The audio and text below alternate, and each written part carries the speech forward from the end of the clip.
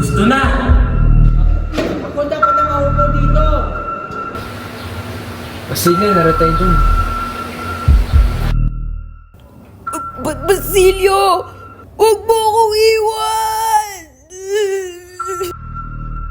Sa ganda mong taglay, sila'y maaakit.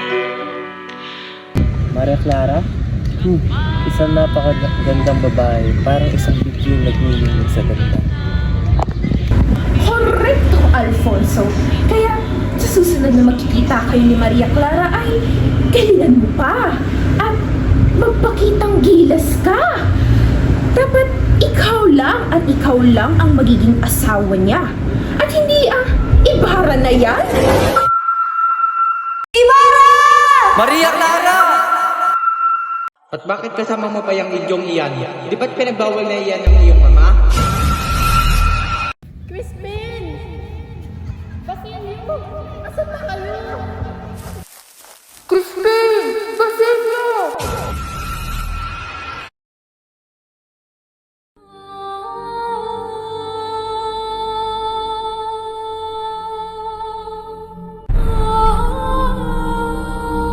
Mahal kong Maria Clara, nais ko lamang sanang kamustahin ka. Alam kong galit ka pa rin dahil sa aking biglaang pag-alis, ngunit sana'y mapatawad mo ko balang araw.